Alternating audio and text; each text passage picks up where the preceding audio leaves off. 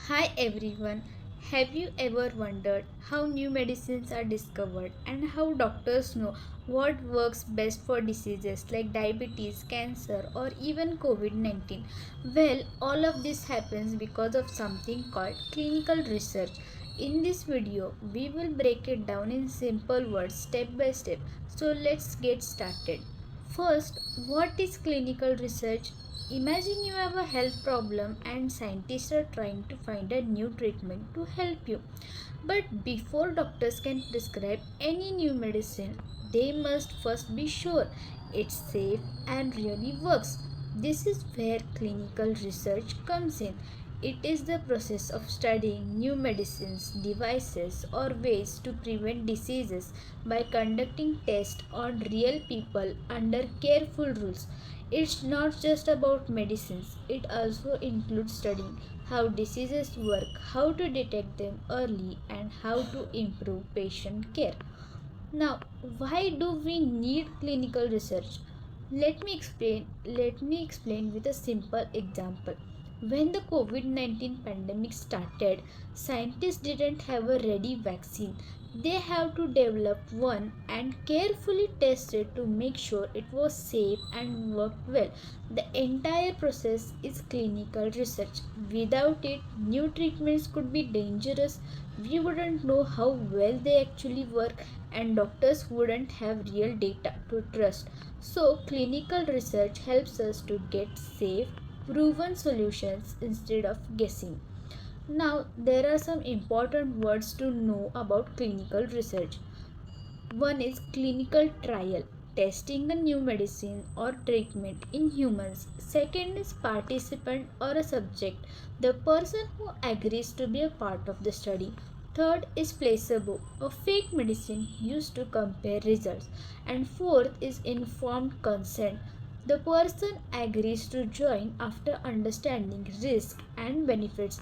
And fifth is ethics committee, a group that makes sure the study is safe and fair. Now, how does a clinical trial work? Clinical trial happens in four big steps called phases. Phase 1, phase 2, phase 3 and phase 4. Phase 1 includes small group 20 to 100 people. It focuses on is the medicine safe, what is the right dose, and it includes healthy human volunteers. Then phase 2 includes a few more hundred people and it focuses on does the medicine work for the disease, and it includes targeted patients. Now phase 3 includes 1000 to 3000 people and it focuses on compare the new medicine with existing ones to see if it's better or safer. Phase 4 is for the after the medicine is approved and on the market. It focuses on monitoring long-term effects in the real world. Each step is carefully controlled so that patient safety is always the top priority. Now, who makes the clinical research possible? It's not just one person doing this. A principal investigator leads the research. A clinical research associate helps manage the process. Then a data manager handles all the important information collected. Then comes the ethics committee, which ensures everything is ethical and safe. Together, they make sure the research follows strict rules and guidelines. Now, why should you care about clinical research?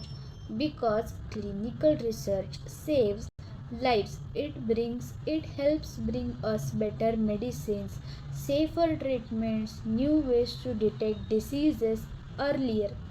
Without it, many diseases would still have no treatment and doctors would only guess what works. So, when you hear about a new drug or treatment, remember that a lot of clinical research made it possible. Now, clinical research may sound complicated, but it's really about improving health for everyone. If you are curious about science, love helping people, or want a career in healthcare, clinical research is one of the most exciting fields you can explore. Every medicine used today was once tested carefully in clinical trials. Thank you for watching.